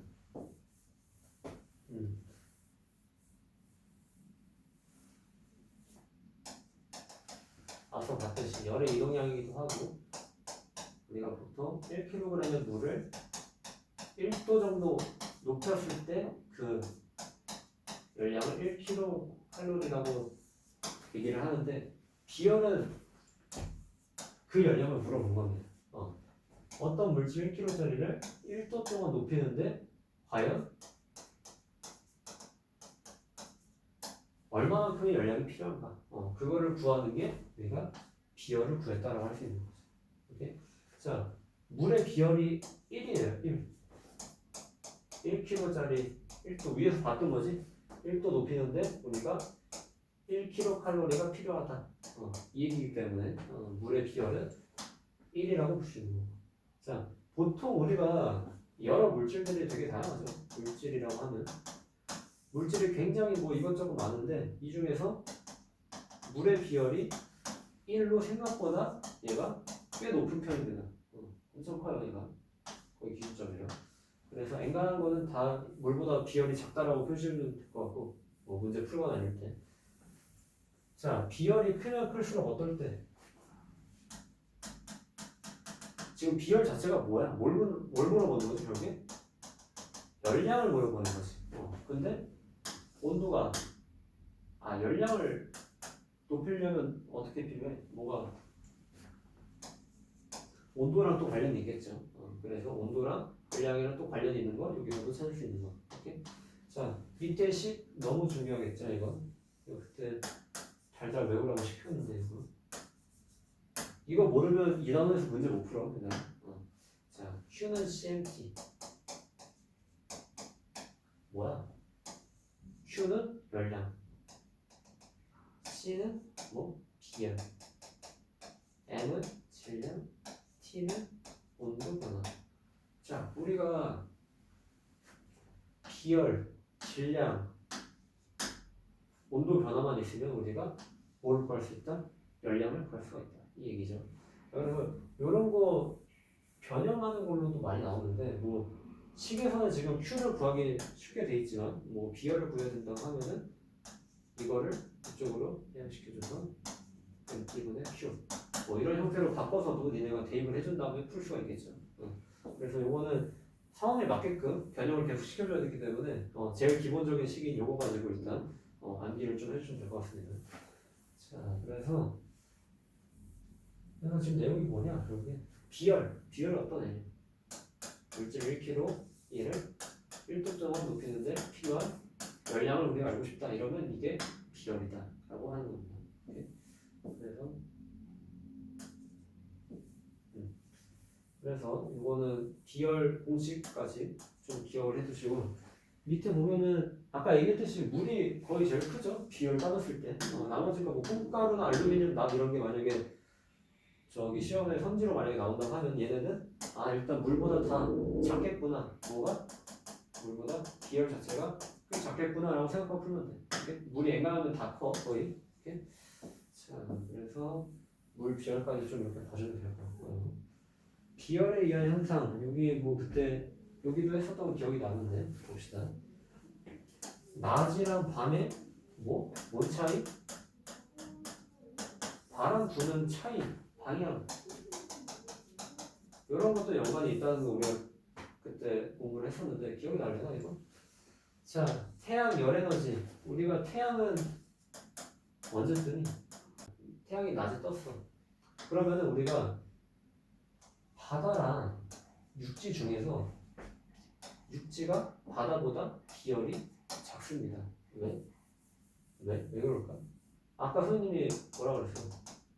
물의 비열은 생각보다 꽤 큰 편이라고 그랬죠. 근데 바다는 물로 이루어져 있으니까 상대적으로 육지가 비열은 바다보다 작습니다.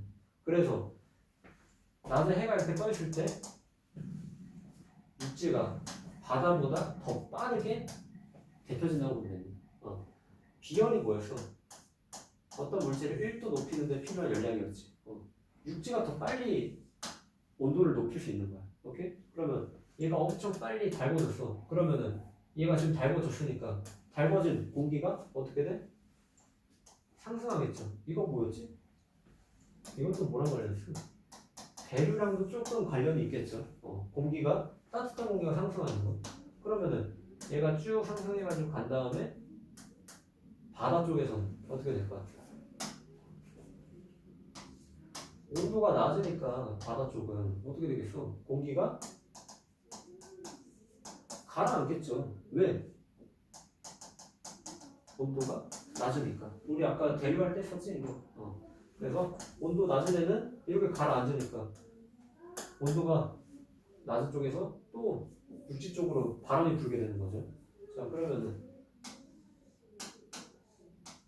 바다 쪽에서 불어오는 애니까 얘는 해풍이라고 할 수 있겠죠. 그래서 우리가 낮에는 뭐가 분다? 해풍이 분다라고 할 수 있는 거고. 자, 밤에를 보면은 밤에는 비열이 아까 작다고 그랬지 육지가.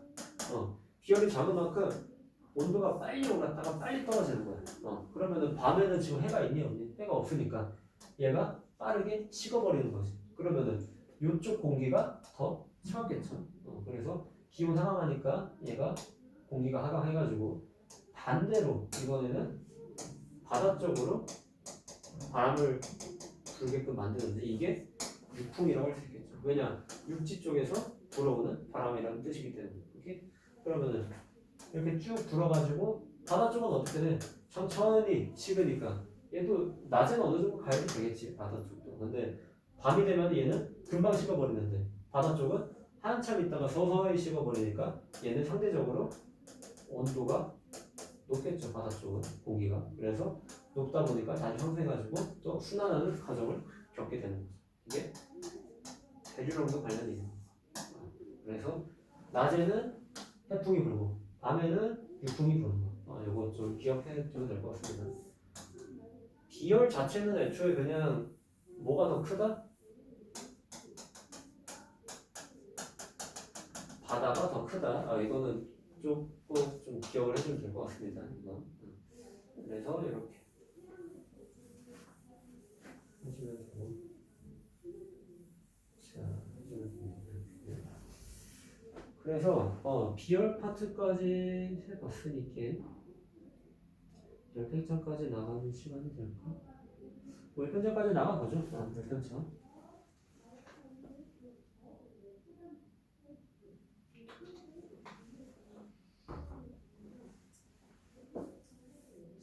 열팽창인데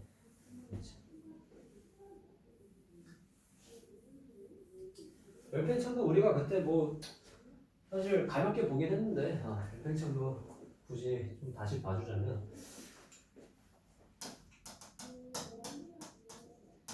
우리가 뭐 앞에서 뭐 열 앞에다가 열 붙이면 뭐 열 뭐였니? 열 평형도 했고 뭐 전도도 대륙 뭐 이런 것들 쫙 했는데 자 이번에는 앞에 열이 붙어 있는 걸 보니까 뭔가 열이 팽창한다? 뭐 대충 이런 걸로 유추를 해볼 수 있을 것 같은데 자세히 좀 보자면 고체가 있어. 고체가 이렇게 있는데 고체에다가 가열을 시켰네. 가열 시키면 열을 추가시켜준 거니까 자 열이 올랐어. 그러면은 아까 우리 제일 처음 페이지에서 뭐였니? 온도가 높은 거에 물체를 이루는 입자들은 움직임이 활발하다 그랬죠. 그래서 이 고체를 이루고 있는 입자들이 활발하게 운동을 하니까 얘네끼리의 거리가 멀어지는 거야. 이걸 우리가 열팽창이라고 합니다.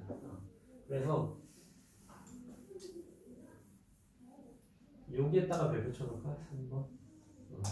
3번은 별표를 쳐놓으시고 고체, 액체, 기체를 비교해 봤을 때 기체에서의 열팽창이 제일 두드러진다라고 볼 수 있습니다. 그러니까 기체를 이루는 입자들이 제일 거리가 활발하게 멀어진다는 얘기겠죠. 그래서 기체, 액체, 고체 순서대로 외워주면 될 것 같고 자, 온도 변화가 크면 클수록 열팽창 변화가 크다. 당연하죠. 왜냐면 얘가 만약에 예를 들어서 뭐 고체가 한 4도 정도였다고 했는데 얘가 16도 늘어난 거랑 30도까지 늘어난 거랑 당연히 온도 변화가 크면 클수록 얘네들이 입자 사이의 거리가 멀어지는 게 크겠죠. 더 활발해지니까. 그러면은 열팽창 정도도 어떻게 커지겠죠. 오케이? 그래서 온도 변화랑도 관련이 있다. 열팽창은 그거 좀 기억을 해두시고 자 밑에 보면 바이메탈이라는 게 있습니다. 바이메탈. 이거 기억나나 이거? 얘 그때 봤던 기억이 나는데 자 바이메탈이 쉽게 얘기하면 금속 A랑 B를 붙여놓은 장치라고 생각하면 되는데 A랑 B는 차이점이 있겠죠. 괜히 다른 게 아니지. 한쪽은 열팽창 정도가 크고 한쪽은 열팽창 정도가 작은 애라서 상대적으로 쉽게 비교할 수 있는 애들이에요. 그래서 열팽창 정도가 더 큰 거가 어떻게 되겠니? 말 그대로 팽창하는 정도가 크다고 하니 얘가 가열을 시켜놓으면 팽창을 더 크게 하겠지.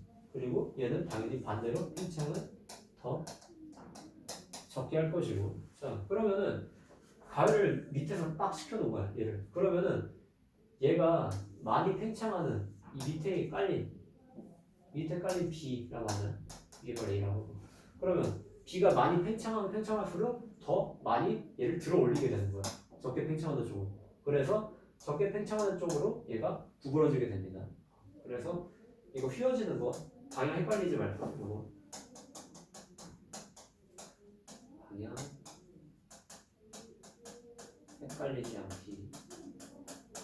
이거는 팽창하는 정도가 적은 쪽으로 휘어지게 되는 거. 이거 좀 기억해두고 밑에 거 케이스를 보면 조금 이해하기가 쉬울 것 같은데 봅시다. 전기다림이 이거 기억나니? 전기다림이랑 화재 경보기. 자, 전기다림이부터 봅시다. 우리가 다리미질을 하려면 어떻게 해야 되니? 다리미에 온도를 높게 해가지고 다리지. 옷을 다릴 때. 자, 근데 온도가 그렇다고 해가지고 무한정 높아지면 되겠니 이거? 안 되겠죠. 온도를 맥스 온도가 있을 거야. 제일 뜨겁게 데필 수 있는 그 이상으로 가면 막 불나고 안 돼. 그래서 이 맥스 리미트까지 딱 얘를 제어시키려고 하는 게 바이메탈인데 이 구조를 한번 봅시다. 자, 뭐 열저항소 뭐 이런 거 볼 필요가 없고 일단 여기만 딱 보면 되는 게 자, 이 열이 이렇게 순환을 하려면 전기 에너지를 받아서 상황이 될 겁니다. 전기 에너지를 받아서 열 에너지로 지금 전환을 시키는 형태거든. 자, 근데 이 회로가 끊기지 않아야지 전기가 계속 돌 거 아니니?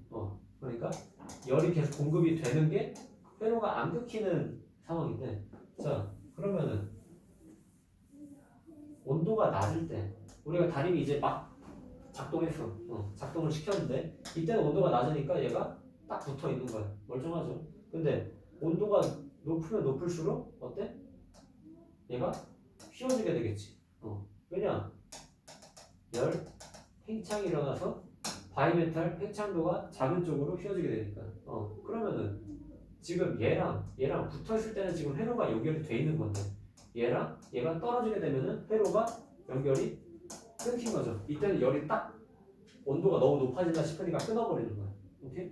그래서 우리가 바이메탈 가지고 전기다리미를 쓴다고 하면은 회로가 끊어질 때 이때가 온도가 제일 높을 때라고 보면 될 것 같아요. 오케이? 그래서 이런 케이스가 하나 있고 또 옆에 케이스를 하나 봅시다. 옆에 케이스 보면은 이거는 뭐 화재 경보기 우리가 화재 경보기가 뭐야? 화재가 났을 때 시끄럽게 올려가지고 대피하도록 도와주는 거지. 자, 근데 얘도 뭐가 있니? 이걸 우리가 뭐라고 해? 회로라고 하는데 이게 다 연결이 돼야지 얘가 작동을 하겠지. 근데 얘가 평상시에도 계속 작동하면 될까? 안 되겠지. 평상시에는 어떻게 돼? 이 상태로 이렇게 끼어져 있게 되는 거야. 회로가 연결이 안 돼 있지. 그래서 얘가 이 벨이 울리지 않는 거고 평소에는. 근데 만약에 화재가 났어. 화재가 나면 그 주변 온도가 뜨거워지겠죠. 불이 났으니까. 자, 온도가 높아지면은 우리가 이 바이메탈이 평상시에 이렇게 가만히 있다가 여기랑 떼어져 있지. 이 회로 다음 부분이랑 여기랑. 근데 온도가 높아지게 되면은 바이메탈이 또 휘어지게 돼. 그러면은 얘가 이제는 딱 연결이 되지. 다음 부분이랑. 그러면은 평상시에 이렇게 돼 있다가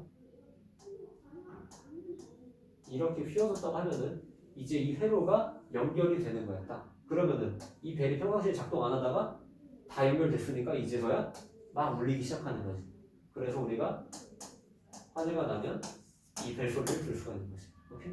그래서 온도가 높을 때를 이용한 거고 이건 오히려 이거는 온도가 높을 때 딱 띄어지는 거, 회로를 딱 끊기게 하는 거. 그래서 이거는 차이점은 뭐 크게 없고 그냥 바이메탈이라는 걸 이용해가지고 열팽창이 일어나는 정도에 따라 이 회로를 끊기게 할 수도 있고 아니면 회로를 이렇게 연결시킬 수도 있고 이건 차이점 좀 봐도 될 것 같고 이해되는 요거? 이해됐으면 좋겠네. 그래서 바이메탈은 뭐 사실 휘어지는 방향만 좀 헷갈리지 않으면은 쉽게 풀 수 있는 거기 때문에 열팽창의 가장 큰 예시로 봐주면 될 것 같습니다. 자, 밑에 거 뭐 예시는 역시 그때 한번 다 설명을 했기 때문에 뭐 한번 읽어보세요. 이 네 가지 케이스들을 쫙. 근데 아마 거의 이렇게는 내시지 않을 거야. 이거 열팽창은 보통 이 바이메탈 관련해가지고 문제 내시는 경우가 많기 때문에 일단 이 정도로 해주시면 될 것 같습니다. 자, 밑에 거 뭐 액체 열팽창?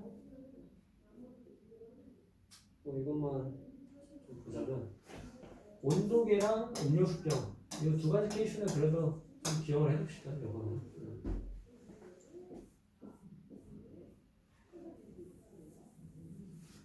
자, 우리가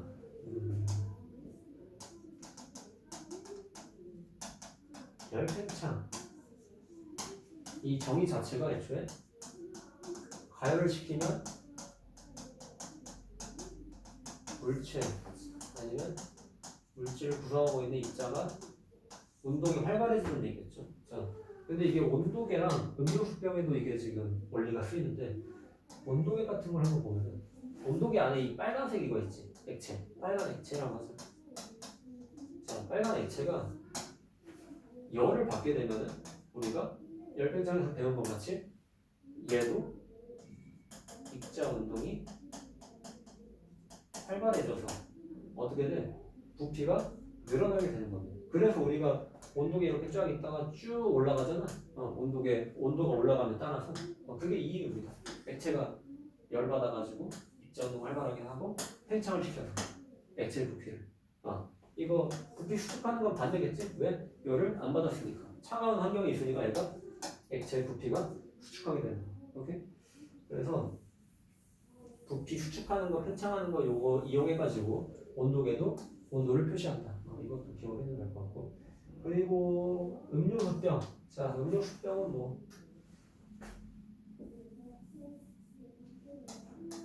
음료수병 중에서 뭐 식당 가면은 뭐 사이다나 콜라 같은 거 담은 병, 그 일반 캔이 아니라 그냥 유리병을 생각하면 유리병 이렇게 딱 이게 아니고